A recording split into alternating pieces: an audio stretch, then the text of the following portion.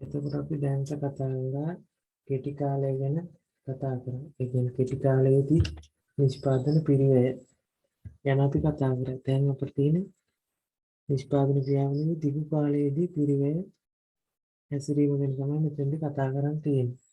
එතකොට දිගු කාලයේදී අපි කිව්වා නිෂ්පාදන ක්‍රියාවලියේ යෙදවුම් වර්ග දෙකක් නැහැ. ඒ කියන්නේ ස්ථාවර යෙදවුම් දිගු කාලයේදී දක්නට ලැබෙන්නේ නැහැ. ස්ථාවර යෙදවුම් තියෙන කෙටි කාලයේදී පමණයි. දිගු කාලය කියලා කිව්වේ සියලුම යෙදවුම් වෙනස් කර හැකි කාලය. ඒ කියන්නේ ස්ථාවර යෙදවුම් එකක්වත් නැති කාලය තමයි දිගු කාලය කියලා කියන්නේ. දිගු කාලයේදී විශේෂ ලක්ෂණය තමයි ආයතනයේ නිමැවුම වැඩි කරන්න නම් ඕනම යෙදවුමක් වැඩි කරන්න පුළුවන්. අපි ස්ථාවර යෙදවුම් කියලා උදාහරණ කිව්වොත් ස්ථාවර යෙදවුම් තමයි ගොඩනැගිලි, ඉඩම්, ඒ වගේ ආයතනයේ යන්ත්‍ර සූත්‍ර අන්න ඒ වගේ කෙටි කාලයේදී වෙනස් කරන්න බැරි යෙදවුම්. මෙන්න මේ දිගු කාලයේදී ආයතනයේ නිෂ්පාදනය වැඩි කරන්න ඕන නම් අපිට අලුත් යන්ත්‍ර සූත්‍ර ගෙනල්ලා නිෂ්පාදනය වැඩි කරන්න පුළුවන්. ඒ වගේම නව කර්මාන්ත ශාලාවක් හදලා මහා පරිමාණව තමයි මෙතෙන්ද නිෂ්පාදනය වැඩි වෙන්නේ. කෙටි කාලයේදී ස්ථාවර යෙදවුම් වෙනස් කරමින් නිමැවුම වැඩි කරන්න බෑ. විචල් යෙදවුම් වැඩි කරලා තමයි නිමැවුම වැඩි කරන්න පුළුවන්. දිගු කාලයේදී මේ ස්ථාවර කියපු යෙදවුම් වෙනස් කරලා නිමැවුම් වැඩි කරන්න පුළුවන්. ඒකින්ද ස්ථාවර යෙදවුම් විචල් යෙදවුම් බවට පත් වෙනවා. අන්න එතකොට දිගු කාලය කියලා කියන්නේ සියලුම යෙදවුම් වෙනස් කරමින් නිෂ්පාදනය වැඩි කරන්න පුළුවන් කාලය. ආයතනයේ අවුට්පුට් එක වැඩි කරන්න පුළුවන් කාලය තමයි දිගු කාලය කියලා කියන්නේ. දිගු කාලයේදී විශේෂ ලක්ෂණය තමයි ස්ථාවර යෙදවුම් කියලා නැහැ. එහෙනම් දිගු කාලයේදී පිරිවැය ගැන කතා කරද්දී අපිට තියෙන්නේ ඔක්කොම තියෙන විචල්්‍ය යෙදවුම් විතරයි. විචල්්‍ය යෙදවුම් වලට දරන පිරිවැය තමයි විචල්්‍ය යෙදවුම් වලට දරන වියදම තමයි දිගු කාලයේ පිරිවැය කියලා කියන්නේ.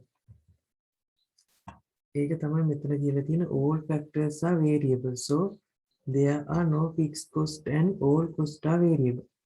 දිගු කාලයේදී ස්ථාවර පිරිවැයක් නැහැ. සියලුම පිරිවැය ටික විචල්්‍ය පිරිවැය. අන්නේ විචල්්‍ය යෙදවුම් සඳහා යන වියදම තමයි අපිට ස්ථාවර පිරිවැය කියලා එතකොට කියන්න පුළුවන් වෙන්නේ. හරි. එතකොට ඊට පස්සේ දැනගන්න ඕන වැදගත් දෙයක් තමයි දැන් දිගු කාලයේදී ආයතනය නිෂ්පාදනය වැඩි කරන්න මේ යෙදවුම් ඔක්කොම එක්ක. අන්නේ මේ යෙදවුම් ඔක්කොම එක්ක නිෂ්පාදනය වැඩි කරද්දී මහා පරිමාණ නිෂ්පාදනයක් බවට පත් වෙනවා. දැන් අපි හිතුවත් උදාහරණයක් විදිහට කර්මාන්ත ශාලා අපි හිතුවත් උදාහරණයක් විදිහට යන්ත්‍ර දෙකක් තිබිච්ච ආයතනයක නිෂ්පාදනය වැඩි කරද්දී අලුතෙන් යන්ත්‍ර ගේන අලුතෙන් ගොඩනැගිල්ලක් හදලා මුළු නිෂ්පාදනය වැඩි කරනවා. අන්න එතකොට නිෂ්පාදන ක්‍රියාවලිය හැසිරෙන්නේ මහා පරිමාණව. සුළු පරිමාණව නෙවෙයි මහා පරිමාණව තමයි නිෂ්පාදනය සිදු වෙන්නේ. මෙන්න මේ මහා පරිමාණව නිෂ්පාදනය සිදු කරන හින්දා මහා පරිමාණ නිෂ්පාදනයක් සිදු කරන හින්දා ප්‍රධාන සංකල්ප දෙකක් හටගන්නවා. පිරිමැසුම් සහ නොපිරිමැසුම්. අපි නිෂ්පාදන කටයුතු කරන්නේ මහා පරිමාණව. මහා පරිමාණව නිෂ්පාදන කටයුතු කරන නිසා පිරිමැසුම් කියලා දෙයක්ත් හටගන්නවා. ඒ වගේම නොපිරිමැසුම් කියලා දෙයක්ත් හටගන්නවා.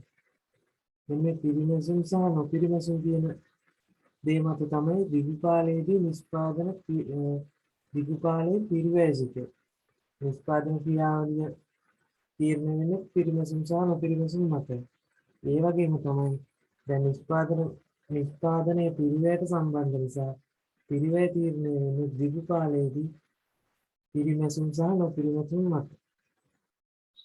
මේ පිරිමැසුම් සහ නොපිරිමැසුම් හටගන්නේ මහා පරිමාණව අපි නිෂ්පාදනය වැඩි කරන නිසා. මහා පරිමාණව තමයි නිෂ්පාදන කටයුතු කරන්නේ දිගු කාලයේ.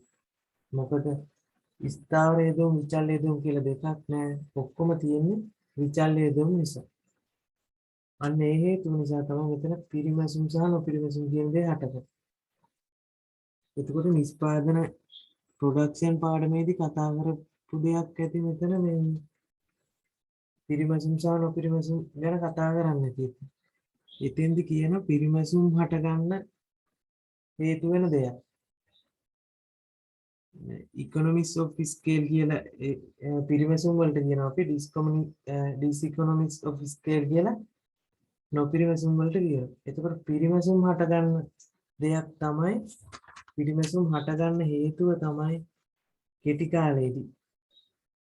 කාලේදී නේ ප්‍රොඩක්ෂන් පාඩමේදී කතා කරන්නේ increasing return to scale කියලා. ඒක වැඩෙන පරිමාණානුකූල ඵල. ඒ වගේම ඒකේ ඒ වගේ තුනක් තියෙනවා. constant return to scale කියලා එකකුත් තියෙනවා. decreasing return to scale කියලා එකකුත් තියෙනවා. එතකොට මෙන්න මේ increasing return to scale කියන එක තමයි පිරිමැසුම් ඇති කරන්න බලපාන්නේ. දිගු කාලීන පිරිමැසුම් වලට බලපාන්නේ increasing return to scale. වැඩෙන පරිමාණානුකූල ඵල. එතකොට නොපිරිමැසුම් හට ගන්න බලපාන්නේ decreasing return to scale.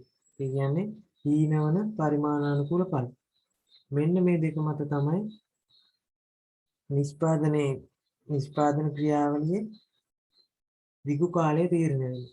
අන්න ඒ හේතුව නිසා නිෂ්පාදනයේ පිරිවැයට සම්බන්ධ වෙන නිසා පිරිවැය තීරණය කරන්න මෙන්න මේ increasing returns to scale එකයි decreasing returns to scale එකයි දෙකම බලපානවා මේ පිරිමැසුම් වලට සහ නොපිරිමැසුම් වලට. හරි. එතකොට increasing දැන් මෙතෙන් මේ ටික කරන්නට ඉස්සෙල්ලා අපි කිව්වොත් වැඩෙන පරිමාණානුකූල ඵල කියන්නේ මොකද්ද කියලා නිකන් මතක් කරොත් ඒ කියන්නේ increasing returns to scale කියන්නේ මොකද්ද කියලා විතරයි කියන්නේ. ඒක ප්‍රොඩක්ෂන් එකේදී කරා. එතකොට increasing returns to scale කියලා කියන්නේ යෙදවුම්. අපි යෙදවුම් යම් ප්‍රතිශතයකින් වැඩි කරොත් යෙදවුම් වැඩි කරන ප්‍රතිශතයට වැඩි වේගයකින් නිමවුම වැඩි වෙනවා. උදාහරණයක් විදිහට කිව්වොත් අපි යෙදවුම් වැඩි කරනවා 10%ක. නිමවුම වැඩි වෙනවා අපි. ඒ කියන්නේ නිෂ්පාදනය වැඩි වෙනවා 20%ක. අන්න ඒ වගේ තත්ත්වයක් කියන්නේ අපි වැඩෙන පරිමාණානුකූල ඵලකි. increasing returns to scale. ඒ වගේ මේකේ අනිත් පැත්ත තමයි හීනවන පරිමාණානුකූල ඵල. increasing returns to scale බලපාන්නේ පිරිමැසුම් වල. decreasing returns to scale බලපාන්නේ නොපිරිමැසුම් වල. එතකොට නොපිරිමැසුම් වලට බලපාන්නේ හීනවන පරිමාණානුකූල ඵල. හීනවන පරිමාණානුකූල ඵල කියලා කියන්නේ යෙදවුම් වැඩි කරොත් අපි හිතමු යෙදවුම් 10%කින් වැඩි කරනවා නිමවුම වැඩි වෙන්නේ 8%ක. අන්න එතකොට මොකද්ද වෙන්නේ? නොපිරිමැසුම් තමයි හටගන්නේ.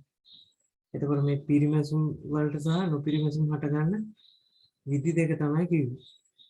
එතකොට constant returns to scale වලදී ස්ථාවර පරිමාණානුකූල ඵලවල ඒ කියන්නේ යෙදවුම් 10%කින් වැඩි කරොත් නිමවුමත් 10%කින් වැඩි වෙනවා.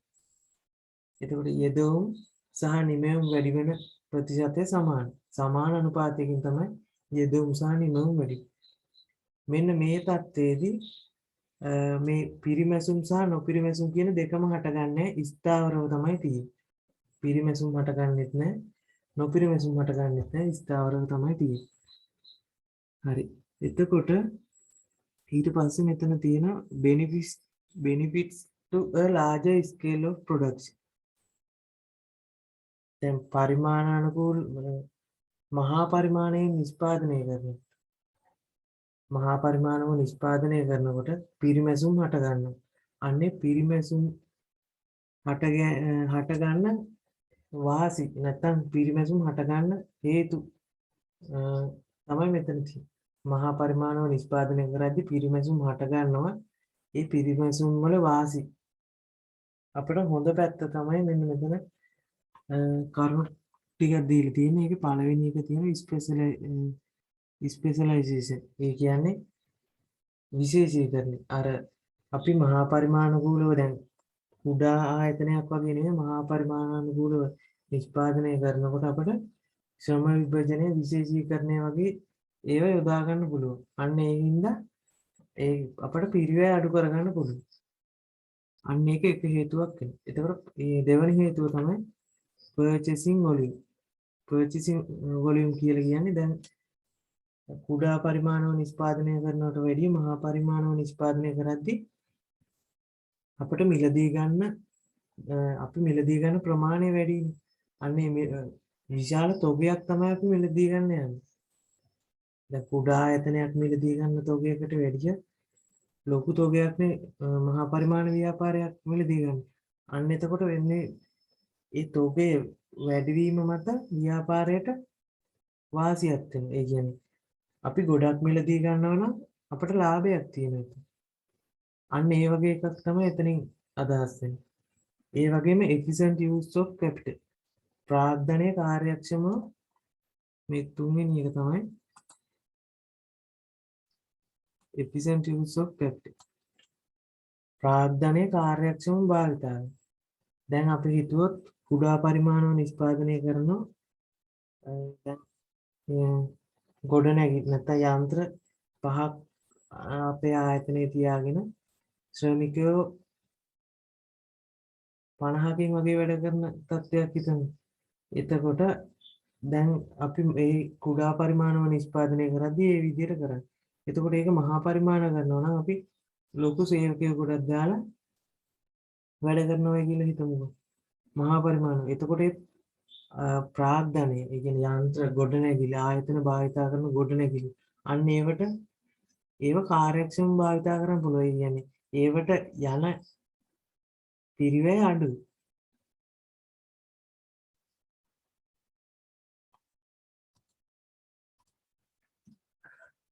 දැන් හිතුවොත් කර්මාන්ත ශාලාවේ ලොකු ඉඩ ප්‍රමාණයක් තියෙනවා. ඒ ඉඩ ප්‍රමාණය අපි පොඩි නිෂ්පාදනයක් තමයි පොඩි සේවක සංඛ්‍යාවක් එක්ක බිහි කරන්නේ. එතකොට අන්නේ දැන් මේ ආයතන කර්මාන්ත ශාලාව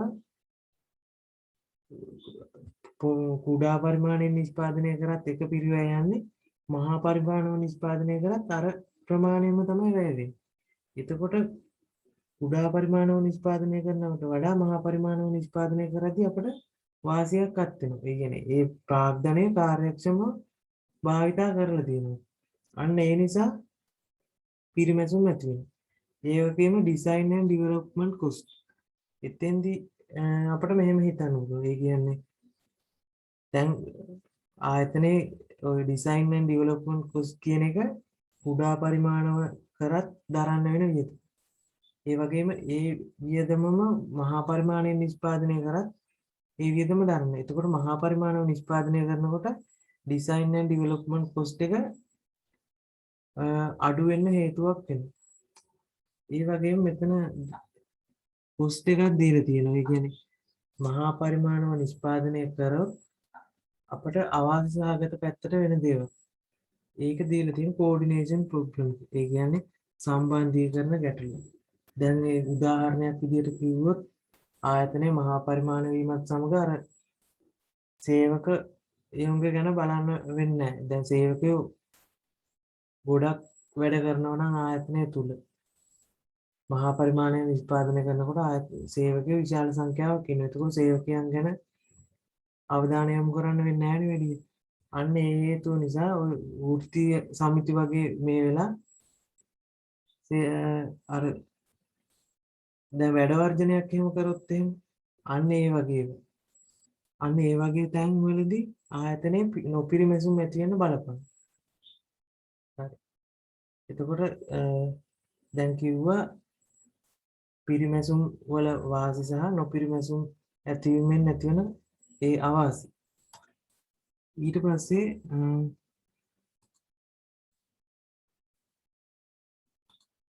මෙතන තියෙන long run cost curves are U-shaped. If a production process is characterized first by economies of scale and then economies of scale. මෙතෙන්දි කියන්නේ ආයතනයේ දිගු කාලයේදී පිරිවැය වක්‍රය U අකුරේ හැඩයක් ගන්නවා. මෙතෙන් U shape එකක් ගන්නවා. ඒකට හේතුව තමයි නිෂ්පාදන ක්‍රියාවලියේදී ඇතිවන economies of scale පිරිමැසුම් සහ නොපිරිමැසුම් diseconomies of scale. ආයතනයේ පිරිවැය වක්‍රයේ දිගු කාලයේදී U අකුරේ හැඩයක් ගන්න හේතුව තමයි නිෂ්පාදන ක්‍රියාවලියේදී ඇතිවන පිරිමැසුම් සහ නොපිරිමැසුම් කියන හේතු. එතකොට ආයතනයේ දිගු කාලීන නිෂ්පාදන පිරිවැය වක්‍රය U අකුරේ හැඩයක් තමයි ගන්නෙ. අන්න ඒකට හේතුව තමයි පිරිමැසුම් සහ නොපිරිමැසුම්. ඒ කියන්නේ පිරිමැසුම් වලට බලපාන්නේ වැඩි වෙන පරිමාණානුකූල ඵල, නොපිරිමැසුම් වලට බලපානවා අඩු වෙන පරිමාණානුකූල ඵල. මෙන්න මේ නිසා තමයි පිරිමැසුම් සහ නොපිරිමැසුම් මත ආයතනයේ පිරිවැය වක්‍රයේ U අකුරේ හැඩයක් ගන්නෙ. එතෙන්ට එන්න ඉස්සෙල්ලා අපි මේ ටික නිකන් කියවගෙන ඉමු. Since capital can be varied the long run cost curve describe the cost with change in the scale of operation.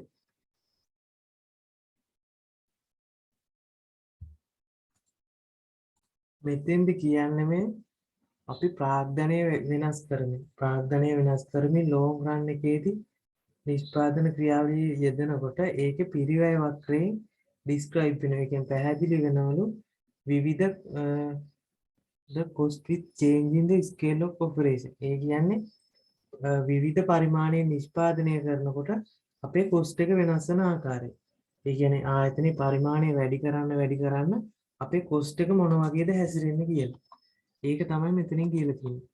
දැන් මෙතනින් පෙන්නුවොත් දැන් cost curve එක U අකුරේ හැඩයක් කිව්ව ගන්න. එතකොට ආයතනයේ මහා පරිමාණ වෙන්නේ. ඒ කියන්නේ පරිමාණය වැඩි වෙනවා කියන්නේ output එක වැඩි වෙනවා කියන එක.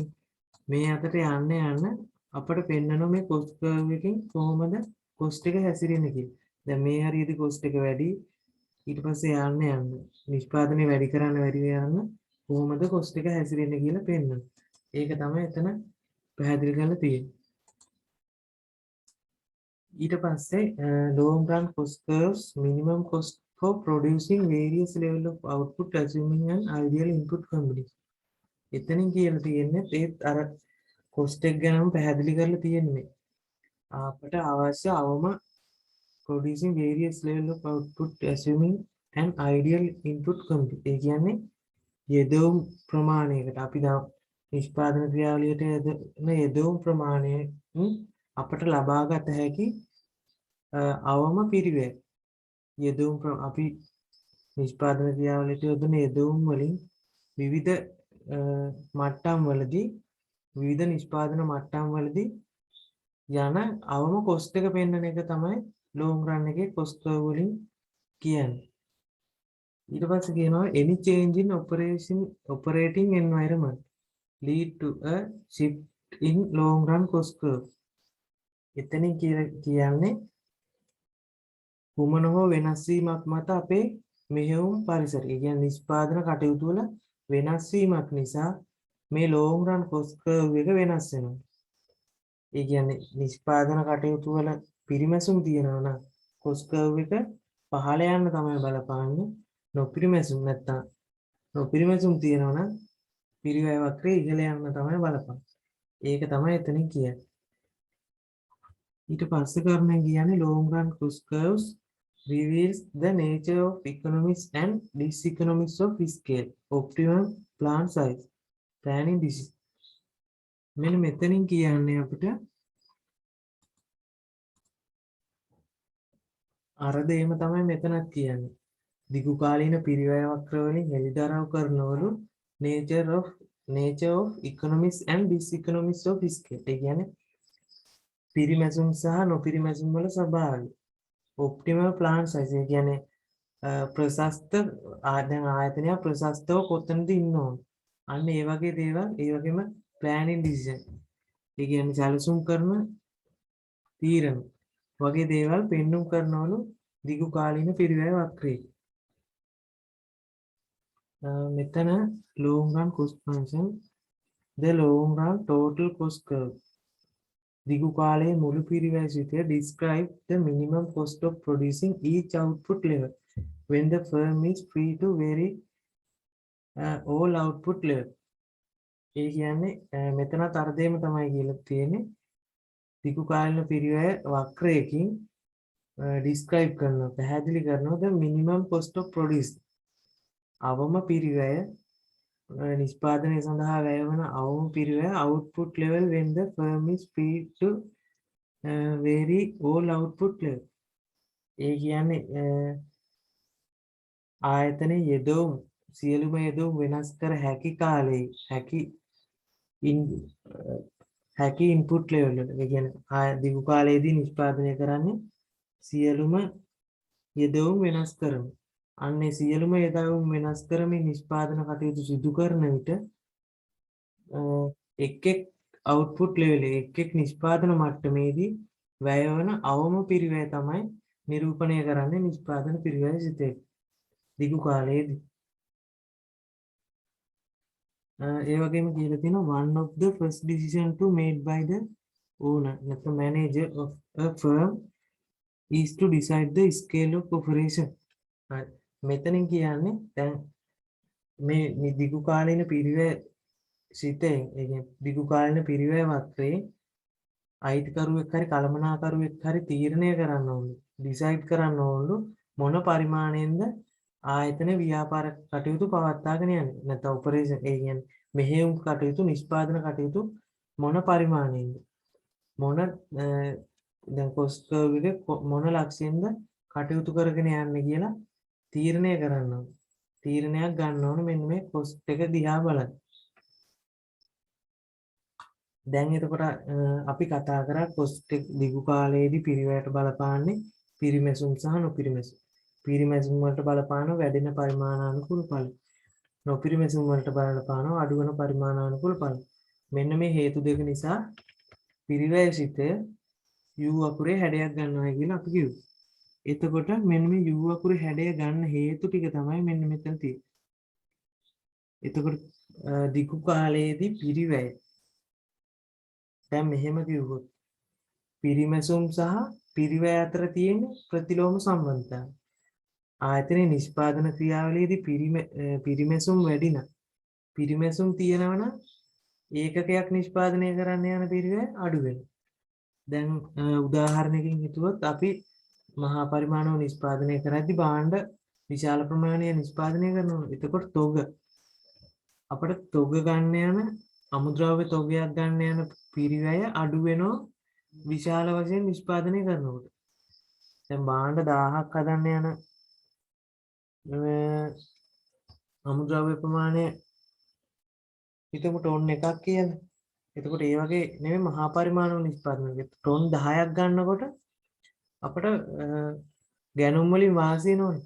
අන්න එතකොට ටොන් 10ක් ගත්ත එකේ පිරිවැය භාණ්ඩ අර වැඩි කරපු භාණ්ඩ ගණන අතර තමයි බෙදෙන්නේ. එතකොට එකකට යන පිරිවැය මොකද්ද වෙන්නේ? එකකට යන පිරිවැය අඩු වෙනවා. අන්න ඒක තමයි මේ ඉකොනොමික්ස් ඔෆ් ස්කේල් කියලා කියන්නේ. ඒ කියන්නේ මහා පරිමාණව නිෂ්පාදනය කරනකොට එකකට යන පිරිවැය අඩු වෙනවා. හරි. එතකොට එකකට යන පිරිවැය අඩු වෙනවා නම් අවුට්පුට් එක වැඩි වෙද්දි මොකද්ද වෙන්නේ? එකකට යන පිරිවැය අඩු වෙනවා. එතකොට පිරිමැසුම් නිසා මොකද්ද වෙන්නේ? මහා පරිමාණව නිෂ්පාදනය කරද්දී මෙන්න මේ වගේ පිරිවැය අඩු වෙන්න බලපාන. ඒ වගේම තමයි අනිත් පැත්තට. දැන් යම්කිසි ලක්ෂ්‍ය තැනක් දක්වා තමයි මේ පිරිවැය අඩු වෙන්නේ. එතනින් පස්සේ පිරිවැය වැඩි වෙන්න පටන් ගන්නවා. හැබැයි අවුට්පුට් එක මොකක්ද වෙන්නේ? අවුට්පුට් එක වැඩි වෙනවා. ආයතනයේ යම් ධාරිතාවයක් තියෙනවනේ. අනේ ධාරිතාවය තමයි මෙතනින් වෙන්නේ. මේ ධාරිතාවයේ ඉක්මුවට පස්සේ ඒකකයට යන පිරිවැය වැඩි වෙන්න පටන් ගන්නවා. ඒකට බලපාන්නේ නොපිරිමැසුම්. නොපිරිමැසුම් කියන්නේ අඩු වෙන පරිමාණානුකූල ඵල නිසා තමයි නොපිරිමැසුම් වලට ගන්න. ඒ කියන්නේ යෙදවුම් 10කින් වැඩි කරොත් නිමැවුම වැඩි වෙන 8කින්. අන්න ඒ වගේ හේතුවක් නිසා තමයි මේ පිරිවැය සාමාන්‍ය පිරිවැය ඉහළ යන්න හේතු වෙන්නේ අවුට්පුට් එක වැඩි කරලා. මෙන්න මේක ස්ථාවර ඒ කියන්නේ අවම ලක්ෂයේදී මිනිමම් පොයින්ට් එකේදී මොකද්ද වෙන්නේ? හටගන්නේ ස්ථාවර පරිමාණානුකූල ඵල. අර constant returns to scale. ඉන්නේ ඒක නිසා තමයි යෙදවුම් 10කින් වැඩි කරනවා නම් නිමැවුම 10කින් වැඩි වෙන තැන තමයි මේ මෙතන තියෙන්නේ. එතකොට මෙන්න මේ දිගු කාලීන පිරිවැය සිතේ U අකුරේ හැඩයක් ගන්නවා කියලා කියනවා. එතකොට මේ දිගු කාලීන long run average cost curve එකට කියන තව නමක් ඒ වහන්තරා වක්‍රය කියලා ඒ ලෙවල් වලදී ඉගෙනගෙන තියෙනවා. ඒක මතකද? එතකොට ඒකට කියනවා envelope curve එකක් කියලා කියනවා. එහෙම කියන්නේ මොකද මෙන්න මේ දිගු කාලීන පිරිවැය සිත හැදිලා තියෙන්නේ කෙටි කාලීන පිරිවැය සිත වල එකතුව. මේ කෙටි කාලයේදී පිරිවැය දැන් මේ තියෙන්නේ දිගු කාලේ හැදෙන කෙටි කාලවල කෙටි කාලීන පිරිවැය කෙටි කාලීන නිෂ්පාදන ක්‍රියාවලිය කිහිපයකින්. එතකොට එක කෙටි කාලීන නිෂ්පාදන ක්‍රියාවලියකින්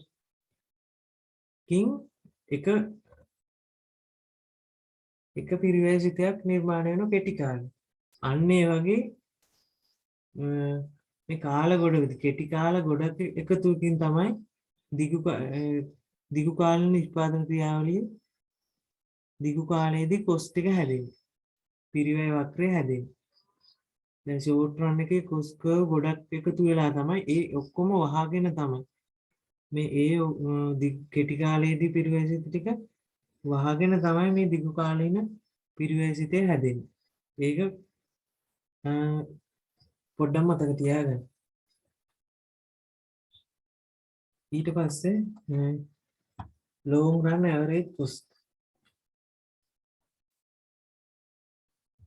The long run average cost is graph that shows a different scale on which a firm can choose to operate in the long run. Long run average cost is often assumed to be U-shaped. Long run දිගු කාලයේදී පිරිවැය සිතේ U අකුරේ හැඩයක් කියලා කියන ගන්න. ඒක අපි බලවන එක කොහොමද වෙන්නේ කියලා. මෙතෙන්ද කියන්නේ the long run average cost is graph that shows different scale on which a firm can choose to operate. ඒ කියන්නේ මෙන්න මේ graph මේ පිරිවැය වක්‍රයෙන් පෙන්නන්නේ ආයතනයේට හැකියාව ඇති විවිධ නිෂ්පාදන මට්ටම. ඒ කියන්නේ විවිධ පරිමාණයේ නිෂ්පාදන කටයුතු කරද්දී කොහොමද පිරිවැය තීරණය වෙන වක්‍රය තමයි මේ long run average cost එකෙන් පෙන්නන්නේ. long run average cost curve එකෙන් පෙන්නන්නේ. economies of scale කියන එක යටතේ කියලා තියෙන however economies of scale occur when long run average cost decline as output rise. ඒ කියන්නේ පිරිමැසුම් කියලා කියන්නේ මොකද්ද කියලා මෙතන තියෙන පිරිමැසුම් කියලා කියන්නේ එතකොට output එක වැඩි වෙද්දි මේ වගේ output එක වැඩි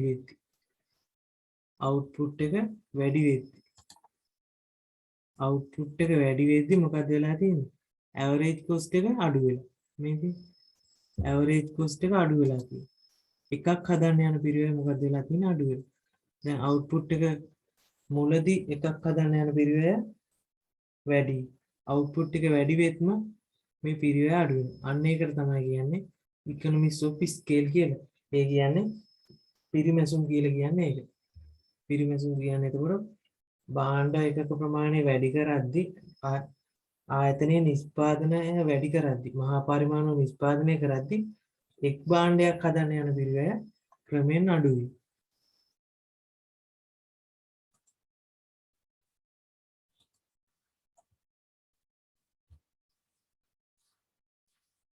මෙතනත් කියලා දින cost related concept when a company is experiencing economies of scale its long run average cost decline as output is increased ඒ තරකම තමයි කියලා තියෙන්නේ ආයතනයක් නිෂ්පාදන output level එක අඩු කරද්දී දිගටම ඒක එක් භාණ්ඩයක් හදන්න යන පිරිවෙල ක්‍රමයෙන් අඩු වෙනවා කියලා කියනවා average cost curve එක decline වෙනවා ඒ කියන්නේ අවම අඩු වෙගෙන යනවා diseconomies of scale කියලා කියන්නේ long run average cost එක increase long run average cost increase as output increase output එක වැඩි වෙද්දිම average cost එක වැඩි වෙනවා ඒ කියන්නේ දැන් මේ හරි මෙතනින් පස්සේ ගත්තොත් අපි මෙන්න මේ වගේ තමයි u අකුරේ හැඩයක් නේ ගන්න මේ මෙන්න මේ වගේ ගමන් කරන ආකාරයකදී තමයි diseconomies of scale වෙන්නේ. ඒ කියන්නේ diseconomies හටගන්නේ. නොපිරිමැසුම් හටගන්නේ. output එක වැඩි වෙද්දී එකක් හදන්න යන පිරිවෙල වැඩි වෙනවා. long run cost function displaying diseconomies of scale. මේ long run cost function එකකින් පෙන්වු කරන්නේ පිරිමැසුම් සහ නොපිරිමැසුම්. මෙන්න මෙතන ඉඳන් මෙතෙන්ට යනකම් පිරිමැසුම් ඊට පස්සේ මේ පොයින්ට් එකේ ඉඳන් උඩට යනකම් නොපිරිමැසුම් තමයි වෙන්නේ. මෙන්න මෙතන constant returns to scale හටගන්න. ඒ කියන්නේ ස්ථාවර පරිමාණානුකූල ඵල තමයි මෙතන තියෙන්නේ. මෙතන පිරිමැසුමුත් නැහැ නොපිරිමැසුමුත් නැහැ. පිරිමැසුම් හටගන්නෙත් නැහැ නොපිරිමැසුම් හටගන්නෙත් නැහැ. ඒ වගේ මෙතන දීලා තියෙන්නේ ආයතනයක කොහොමද දිගු කාලීන පිරිවැය සිතයන් ටිකක් දීලා තියෙනවා. ඒ කියන්නේ පිරිමැසුම් වලට සහ නොපිරිමැසුම් වලට අනුව කොහොමද පිරිවැය තීරණය වෙන්නේ කියලා. මෙතෙන්දි constant cost එක. ඒ කියන්නේ පිරිවැය constant ස්ථාවර. ආයතනයේ මහා පරිමාණ වෙද්දී පිරිවැය අඩු වෙන්නේ නැහැ. එහෙනම් මෙතන තියෙන්නේ මොකද්ද? constant returns to scale. ඒ කියන්නේ ස්ථාවර පරිමාණානුකූල ඵල. no economies or diseconomies of scale. පිරිමැසුම් සහ නොපිරිමැසුම් මේ අවස්ථාවේදී නැහැ. මේ විදිහට ආයතනයක දිගු කාලින නිෂ්පාදන පිරිවැය වක්‍රය වෙන්න පුළුවන්. ඒ වගේම ඩික්ලයින් කොස්ට් එක. ඒ කියන්නේ ඩික්ලයින් කොස්ට් එකක් කියලා කියන්නේ ඒකක පිරිවැය අඩු වෙන අවස්ථාව. ඒකකයක් හදන්න යන පිරිවැය අඩු වෙනවා නිෂ්පාදනය වැඩි කිරීමත් සමග. එහෙනම් නිෂ්පාදනය වැඩි කරන්න ඒකකයක් හදන්න යන පිරිවැය අඩු වෙනවා නම් මහා පරිමාණව නිෂ්පාදනය කරනකොට ඒකකයකට පිරිවැය අඩු වෙනවා නම් ඒක පිරිමැසුම් තමයි අපි කියන්නේ. heat multi plant is more efficient than single plant. එතනින් කියන්නේ දැන් ආයතනය භාණ්ඩ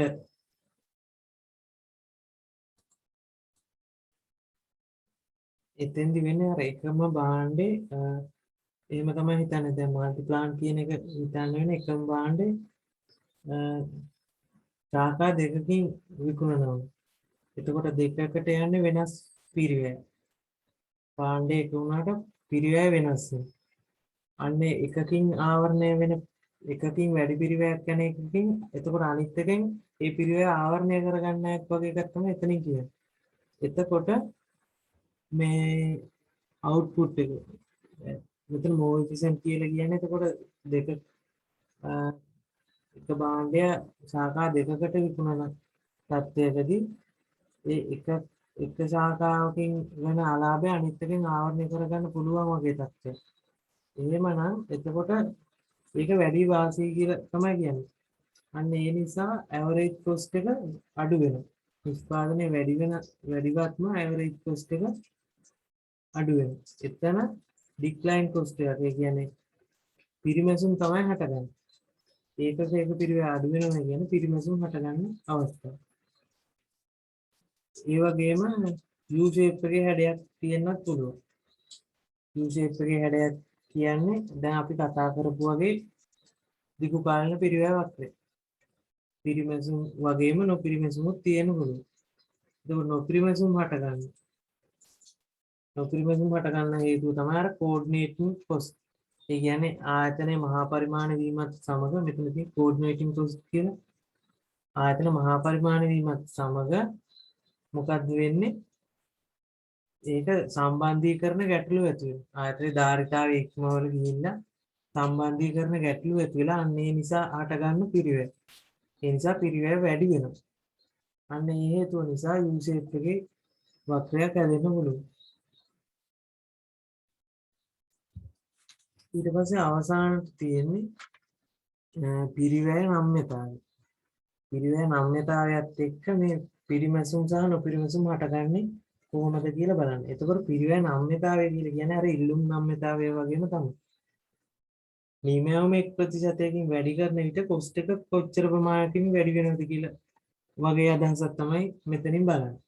ඒ කියන්නේ අපි output එක කොච්චර වැඩි කරොත් if 1% is increase in output එක 1%කින් වැඩි කරොත් the percentage increase in total cost එක කොච්චර ප්‍රමාණයකින් වැඩි වෙනවද output එකයි cost එකයි අතර තියෙන්නේ ධන සම්බන්ධතාවය අනුලෝම සම්බන්ධතාවය එතකොට output එක වැඩි කරද්දි cost එක කොච්චරකින් වැඩි වෙනවද අන්න ඒ වගේ දෙයක් තමයි පිරිවැය නම්‍යතාවය යටතේ බලන්නේ එතකොට පිරිවැය නම්‍යතාවය හොයන්නේ පිරිවැය නම්‍යතාවය සමානයි ඩෙල්ටා TC බෙදීම ඩෙල්ටා Q ගුණ කිරීම Q බෙදීම TC අර ඉල්ලුම් නම්‍යතාවය වගේම තමයි එතකොට මෙන්න මේ පිරිවැය නම්‍යතාවයේ තේන උත්තරේ අපි දන්නනේ නම්‍යතාවයකට එන උත්තරයක් එක්ක එකට වඩා වැඩි වෙන්න ඕන නැත්නම් එකට වඩා අඩු වෙන්න ඕන නැත්නම් එක වෙන්න ඕන මෙන්න මේ පිරිවැය නම්‍යතාවයට එන උත්තරේ මත අපට හඳුන්වන්න පුළුවන් අර අපි ඉගෙන ගත්තු. ඒ කියන්නේ increasing returns to scale එකක්ද නැත්නම් decreasing returns to scale එකක්ද නැත්නම් constant එකක්ද කියලා අපට කියන්න පුළුවන් වෙනවා. ඒ කියන්නේ මෙතන පළවෙනියට තියෙන්නේ පිරිවැය නම්‍යතාවය එකට වඩා අඩු. පිරිවැය නම්‍යතාවය එකට වඩා අඩුයි කියන්නේ output එක එකකින් වැඩි කරද්දී නිමැවුම වැඩි කරද්දී average cost එක ඒ කියන්නේ භාණ්ඩයක් හදන්න යන පිරිවැය අඩු වෙන තත්ත්වය. එතකොට පිරිවැය නම්‍යතාවය එකට වඩා අඩුයි කියලා කියන්නේ average cost එක අඩු වෙනවා. average cost එක අඩු වෙනවා කියලා කියන්නේ economies of scale. පිරිමැසුම් තමයි හටගන්නේ. පිරිමැසුම් හටගන්න හේතුව තමයි increasing return. වැඩෙන පරිමාණානුකූල ඵල. ඒ වගේම පිරිවැය නම්‍යතාවයේ සමානයි නම් එකට. පිරිවැය නම්‍යතාවයේ එකක් වෙනවා නම් ඒකෙන් අදහස් වෙන්නේ constant average cost. ඒ කියන්නේ නිෂ්පාදනය වැඩි කරත් ඒකක පිරිවැය වෙනස් වෙන්නේ නැහැ. එතකොට constant returns to scale තමයි හටගන්නේ. ඒ කියන්නේ ස්ථාවර පරිමාණානුකූල ඵල. එතෙන්දී පිරිමැසුම්වත් නොපිරිමැසුම්වත් දෙකෙන් එකක්වත් නැහැ. එතකොට එකට වඩා වැඩි නම් දැන් අපි හිතුවොත් cost එක වැඩි output එක වැඩි කරද්දී cost එක වැඩි වෙන්නේ එකට වඩා වැඩි වෙයි. output එක වැඩි කරන එකට වැඩිය cost එක output එක වැඩි කරන ගානට වැඩිය cost එක වැඩියෙන් ගියේ. ඒකේ තේරුම තමයි decreasing returns to scale. ඒ කියන්නේ අඩුවන පරිමාණානුකූල ඵල. යෙදවුම් වැඩි කරන 10%කින් නිමවුම් වැඩි වෙන 8%කින්. ඒ කියන්නේ decreasing returns to scale. එතන හටගන්නේ නොපිරිමැසුම්. economies of scale තමයි හටගන්නේ. මෙතනින් කොස් පාඩම ඉවර වෙනවා. එතකොට මෙන්න මේක අපි මතක තියාගන්න ඕන දේ තමයි දිගු කාලයේදී පිරිවැය හැසිරෙන්නේ පිරිමැසුම් සහ නොපිරිමැසුම් මත ඒ අනුව U shape එකක් ගන්න. ඒ වගේම ඒක තමයි දිගු කාලයේදී වැදගත් වෙන්නේ. කෙටි කාලය තමයි ගොඩක් වැදගත් වෙන්නේ. කෙටි කාලේ පිරිවැය තමයි අපි දැනගන්න ඕනේ. දැන් ඊළඟ පාඩම තියෙන මාකට් ස්ට්‍රක්චර් පාඩම. ඒකේ පූර්ණ තරගය ගැන එහෙම කරද්දි මේ කෙටි කාලීන පිරිවැය වක්‍ර ටික තමයි ගොඩක් දැනගෙන ඉන්න ඕනේ. ඒතකොට කෙටි කාලීන පිරිවැය වක්‍ර ටික මෙන්න මේ ආයෙත් මතක් කරොත් AC ට වැඩිය ABC පල්ලෙහෙන් තමයි පිටන්නේ. මොකද ෆික්ස් කොස්ට් එකක් මේ අතර තියෙන නිසා. එතකොට AC ගේ සහ ABC ගේ මිනිමම් පොයින්ට් එකෙන් තමයි MC ඉහළ නගින්නේ. ඒකත් මතක තියාගන්න ඕන දෙයක්. AFC එක මුලදී වැඩි වගයක් අරගෙන පස්සේ අඩු වෙවි යන්නේ. නමුත් මේක බිඳුවක් වෙන්නේ නැහැ. ඒක මතක තියාගන්න ඕන. ඊට පස්සේ තමයි මෙන්න මේ පිරිවැය වක්‍ර අතර සම්බන්ධය. සම්බන්ධය කිව්වොත් දැන් AC MC AVC ට වඩා MC අඩු වන විට AVC ට වැඩිය MC අඩු වන විට AVC පහළ නැගීමින් තමයි තියෙන්නේ. AVC MC ට වැඩිය AVC ට වැඩිය MC වැඩි වෙන විට AVC ඉහළ නැගීමින් තියෙනවා. මේ දෙක මේ AVC ටත් අදාළයි AC ටත් අදාළයි. ආයෙත් කිව්වොත් මොකද්ද? AVC ට වැඩිය MC අඩු වෙන විට AVC ඩික්ලයින් වෙමින් තමයි, ඒ කියන්නේ පහළ බැස්මින් තමයි තියෙන්නේ. MC AVC ට වැඩිය MC වැඩි වෙන විට AVC ඉහළ යන්න බලපාන. ඒකට හේතුව තමයි මිනිමම් පොයින්ට් එකෙන් ගමන් කරන නිසා. මේක මේ AVC එකටත් අදාළයි, ඒ වගේම AC එකටත් අදාළයි.